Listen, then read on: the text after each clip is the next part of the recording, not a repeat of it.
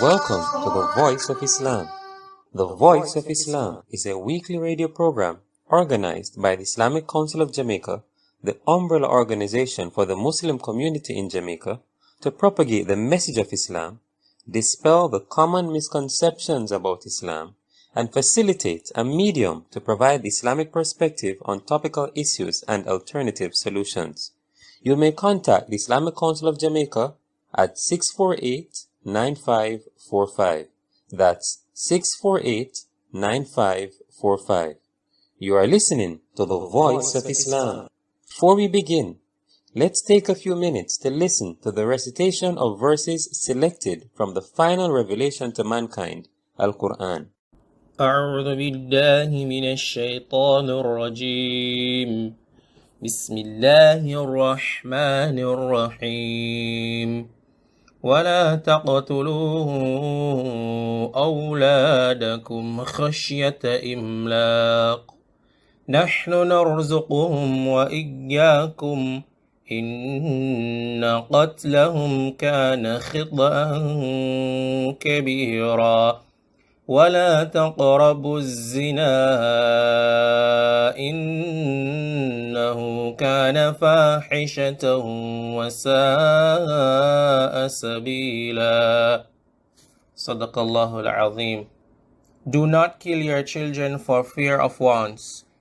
We will provide for them and for you. Surely, killing them is a great sin. Do not even approach fornication, for it is an outrageous act and an evil way. You are listening to the Voice of Islam. Assalamu alaikum wa rahmatullahi wa barakatuh. May the peace and blessings of the Almighty be with you.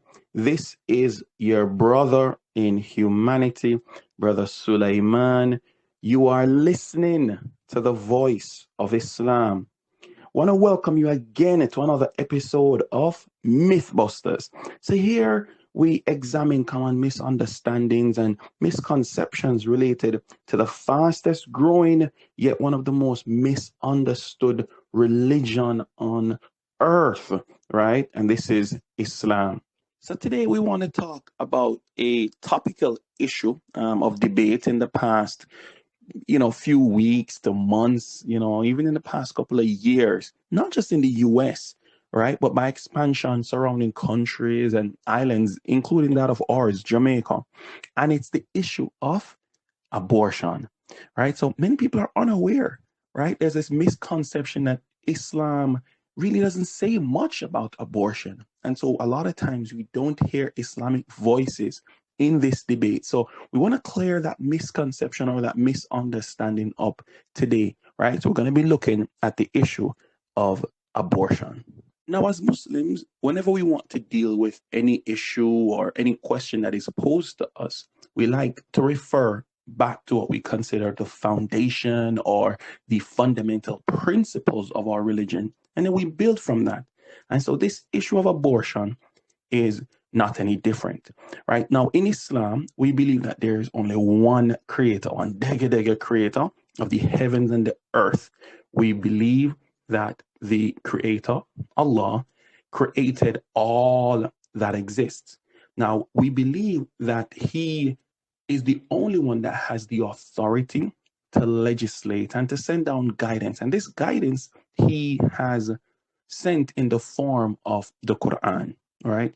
And he sent this Quran to the final messenger to humanity, and this is the Prophet Muhammad, peace and blessings be upon him, right? And he came after Jesus or Isa alayhi salam had left this earth.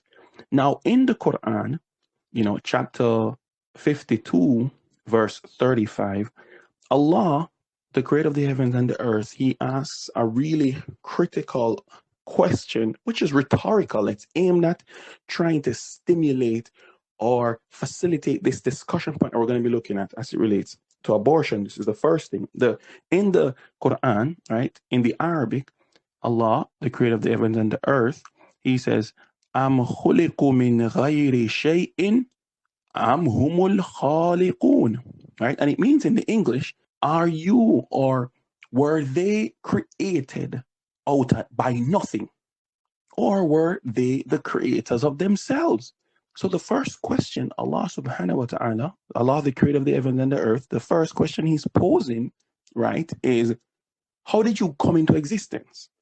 How did you get into your mother's womb to begin with? So it is important that whenever we're looking at this issue of abortion, we frame it accordingly. That as Muslims, we believe that the creator is the one that is putting the baby there, right? So this is the first principle. The second principle is that not everyone gets to have a child, right? So in the Quran, Allah, He says again in many places that to some women, they're given a male, some women, they're given a female, some get both male and female, and some women are barren, right? They don't get to have any children at all. So the act of having a child or being able to reproduce is a gift, right? It's a blessing. It is something that many women are sitting up for years and they're begging out and they're crying out. And what we find now is that there are fertility specialists that are helping couples because they're going through that difficulty. Sometimes it's with the man and sometimes it's with the woman. So there are people who they're going through difficulty, really wanting to have a child. So Islam frames this discussion by first starting with some principles. Number one, we are created. Number two, it's a blessing from the creator. And then number three, right, is that the Muslims believe that creation, human beings have been endowed with certain inalienable human rights that the creator has outlined. And so this potential life that is in the womb is also to be viewed with being given certain inalienable rights that you and I should not be so quick to try and snatch away and take away, right? So these are important principles. You are listening to the Voice of Islam. Lastly, it is that the creator of the heavens and the earth, and these are some of the principles. We won't be able to explore every single one of them, but it is important to understand some of these principles. The last one that I want to point out is that in the Quran, the creator of the heavens and the earth, he explains, right, that you should not let your concern about whether or not you're going to be able to provide for this child outstrip or be so overwhelming that it causes you, right, to get rid of the child. And so in the Quran, the creator of the heaven and the earth, he says, and do not kill your children for fear of poverty. And then again in the Arabic, the creator, he says, نَحْنُ نَرْزُقُهُمْ وَإِيَّاكُمْ, which says, we provide for them, meaning that newborn baby, the creator is saying, we are going to sustain it. Don't worry about it. And we provide for you. Then the creator, he continues, verily, killing them is a great sin. So these are some of the principles that are utilized when we're looking at this issue of abortion. However, as we're going to see, there are other facets and factors that we want to put in place. But it is important that people understand that when you're thinking about having a child, Islam puts forward certain recommendations. Number one, both the man and the woman, they need to analyze themselves psychologically, spiritually, and even financially, in the sense that they start making certain preparations for wanting to have children, right? And then thereafter, they want to bring this child into a loving environment.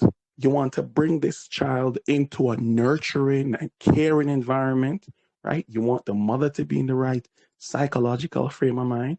You want the father to be in the right psychological frame of mind. And especially to those who are fathers, you really want to understand that a lot is going to be expected of you as it relates to providing financially, psychologically and emotionally for these children or this child. So that this is how Islam frames having a child for people to understand it is an absolute blessing. Do not minimize, do not, belittle what it means to bring forth human life. It's phenomenal. And so for that reason, in the Quran, Allah, He speaks about the womb that bore us and how close we're supposed to be to that womb. And the status of the woman is elevated, or the status of women in general is elevated, because they've been provided with a potential that the man does not have. And that is that potential to bring forth human life. And so it is phenomenal, and it's important that it is framed in this way, because now what we're going to start doing is looking at certain nuances, right, that Islam does allow for when it comes to the issue of abortion. But you have to understand, or we have to understand first, these principles that we outline. And what are those principles? Just to review again. Number one, it is the creator of the heavens and the earth that ultimately is the one that is in charge of everything. He's the one that will provide legislation. That's what we believe as Muslims. And this legislation is provided in the Quran and in the statements of the Prophet Muhammad. And so we get to understand that, number one, we didn't create ourselves, and we weren't created out of nothing. This is the first principle. The second principle is that having a child is an intense and immense blessing from the creator of the heavens and the earth, because it's not everybody get to have children. We have men and women who both have issues with fertility, and so it's a blessing, right? The third one is that just as how we believe that everybody has human rights, that baby, that potential child also has certain human rights that you can't just decide that you're going to snatch away and take from this baby, or from this fetus, right? And the next principle is that we believe that ultimately the provider is the creator of the heavens and the earth. And you have to put your trust in God. You have to trust that God is going to see you through it. And there is a term where the creator of the heavens and the earth, one of the ways in which he is known, or one of the ways by which he's known to us as Muslims, is that he is Ar-Razzaq. He is the one who provides rizq. He provides sustenance. He is the one who is going to sustain us. So you can't worry about the sustenance and make that lead you to taking the life of this unborn child. You are listening to the Voice of Islam. Everyone has the right to live, and no one should take away that right, except with just cause. Wait, are you saying there are circumstances where a life can be taken and it is justified? A human being can kill another human being and he has the right to do so? I want you to think about what I just said. And first of all, Assalamu alaikum wa rahmatullahi wa barakatuh. May the peace and blessings and mercy of Allah be upon you all. Think about that, what I just said. And I want you to think about a country and its many departments. You would find that one of the most important departments is the Department of Defense. Take our local government, for example, and take the JDF as an example. The main responsibility of the Jamaica Defense Force is to restore and maintain law and order. And that really aligns with their mission statement, which is to protect the country against any form of threat. And that sounds to me very clear that if a person's life has to be taken to deter or defeat threats to defend our country, then we accept that. We accept with no uncertainty that it is reasonable to believe that given the circumstances, a person's life can be justifiably taken. But what happens when a life is taken without sound reason, without just cause? For the past 2 years, we have seen high numbers of murders. In 2021, last year, over 1,400 persons were murdered. In 2020, it was 1,300, which means that in 2021, we had 100 more people being murdered. That's an average of 3 persons per day. 3 persons per day are being murdered in our country. And recently we have heard of outrageous crimes being committed. Take, for example, the cousin who murdered 4 children and mother in Clarendon. Now, every day we hear of a shooting, stabbing, domestic violence, and these are on the rise. Despite the fact that the penalty for murder is not jail time, the penalty for murder on the books in Jamaica is death. Capital punishment is a legal penalty in Jamaica, even though the last time this was implemented was in 1988. And despite the spikes we have seen in murders since then, the last time that the Jamaican government had implemented the capital punishment was over 30 years ago. And so I want to discuss with you and open up this topic of the death penalty. And I want to give you the perspective of the Muslims in Jamaica. We as Muslims, we are taught that lives can be saved through the implementation of capital punishment or the death penalty. Allah says within the Quran that for you in the death penalty is life. It is said in the Arabic language, وَلَكُمْ فِي الْقِصَاصِ حَيَاةٌ يَا أُولِي الْأَلْبَابِ لَعَلَّكُمْ تَتَّقُونَ. For you all in the death penalty is life, O you of intellect, with the hope that you will become righteous. And this life that is referred to here in the statement of Allah within the Quran is a little bit difficult to understand, because here we're talking about the death penalty and the preservation of life at the same time. And look at it. Allah is saying, for you all in the death penalty is life. And this sounds like a contradiction, but there is life to be gained in the implementation of the death penalty. And I just want to clear up that Islam, the general rule within Islam is that we should strive to preserve life. This is one of the fundamentals of the Islamic law. The preservation of life is really the general approach. Allah encourages us to save a life, and He says to save a life is like saving all of humanity. However, in certain circumstances, we have the implementation or the option to implement the death penalty. And Allah says, even when He mentions the death penalty, He is saying that this is a means of preserving life.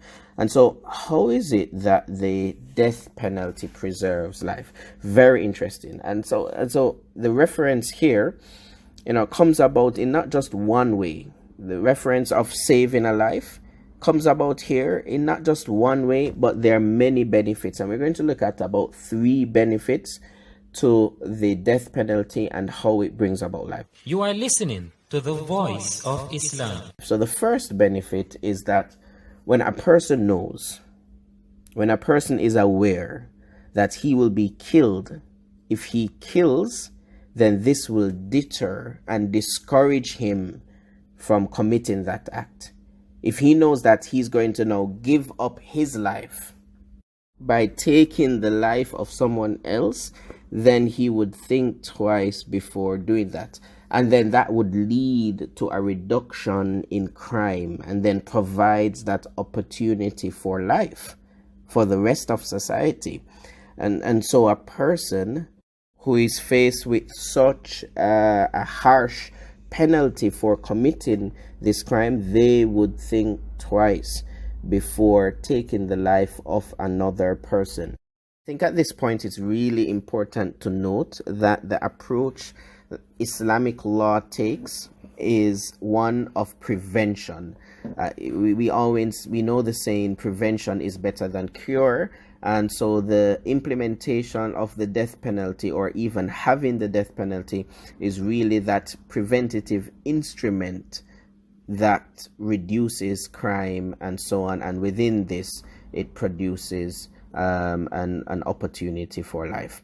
The second benefit is that it prevents the family of the victim from retaliation. And we know that retaliation may involve the killing of many other people and the taking of many other lives, not just the murderer himself.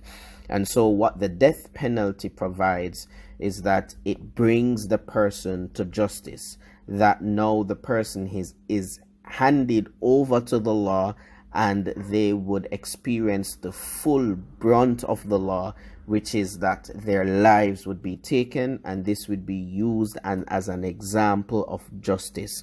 You have taken a life, and so now you no longer value your own life. And so this prevents retaliation, and this is something that is very big within our society.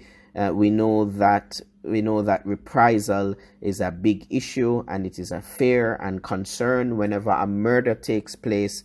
Our police officers, they try to ensure that reprisal or retaliation does not occur to worsen the issue. So the implementation of the death penalty, it addresses this, and it prevents the family of the victim from retaliation. The third benefit is that it grants a sense of closure to the victim, that justice has been served, and it gives them a chance to continue their lives despite how difficult it may seem. And so when Allah says that there is for you life within the death penalty, here it means that there is still an opportunity for the family to move on and to live their life, even though this comes with accepting that they have lost a loved one. The death penalty brings about that closure, that this chapter has now ended, and now they have to move on with their lives. And so it does grant them the opportunity to move on. It's important to note that the death penalty is only implemented, according to Islamic law. Many may think that the death penalty is something that is barbaric and is something that is brutal, but it is only implemented if the family of the victim agrees to this.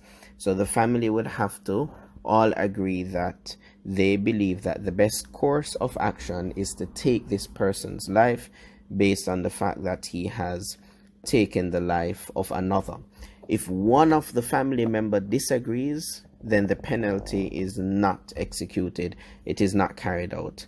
So the murderer is then expected in this case to pay the family blood money. So here we find that the Quran provides, or Islam provides, two options to deal with someone. It is not just one option. It is not just the death penalty.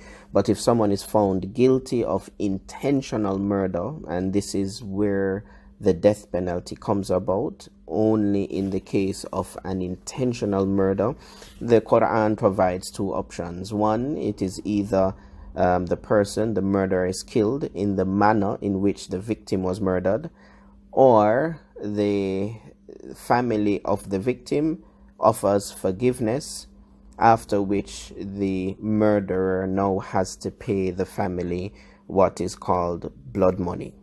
Allah has prescribed within the Quran, He has said, O you who have believed, the law of capital punishment or equality is prescribed to you in cases of murder, the free for the free, the slave for the slave, the woman for the woman.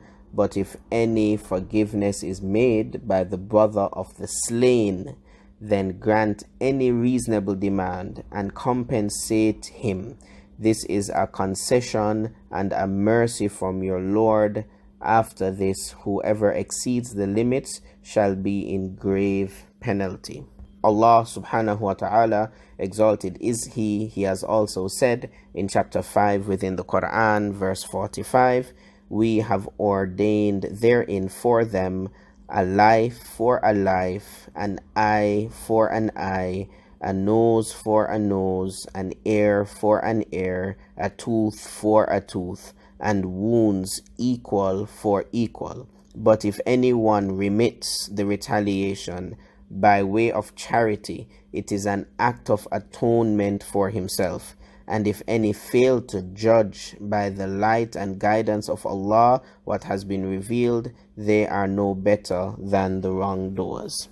I think at this time it's important to reiterate that life is a gift from Allah and that no one can take it away except in extreme circumstances. Allah has said, "That is why we ordained for the children of Israel that whoever takes a life, unless as a punishment for murder or mischief in the land, it will be as if they killed all of humanity. And whomsoever saves a life, it is as if they have saved all of humanity." Assalamu alaikum wa rahmatullah. May peace and blessings be with you all. Thank you all for listening to The Voice of Islam, a weekly radio program organized by the Islamic Council of Jamaica to propagate the message of Islam, dispel the common misconceptions about Islam, and facilitate a medium to provide Islamic perspective on topical issues and alternative solutions. Remember, you may collect a free Quran, yes, a free Quran, by emailing us, sending a text message, or visiting any of our locations. Please send in your questions and comments to islamradiojm@gmail.com. That's islamradiojm@gmail.com, or by text message to 892-1350. That's 892-1350. You may also visit our Facebook page, facebook.com/Islamic Council of Jamaica, or find us on Instagram at ICOJ_official, or you may listen to a past episode on our YouTube channel, Islamic Council of Jamaica. You may also visit any of the following locations: Islamic Council of Jamaica, 24 Camp Road, Kingston 4. Masjidul Aziz, Portmore Central Plaza, West Tradeway, Portmore. Masjidul Rahman, Windsor Road, Spanish Town. Islamic Dawah Center, 1 Makati Street, Montego Bay. Masjidul Hakim, 138 Main Street, Ocho Rios. Masjid As-Sabr, Albany, St. Mary. Masjid Hussein, 3 Miles River, Westmoreland. Masjidul Haq, New Green Road, Mandeville. Masjid An-Nur, Port Maria, St. Mary.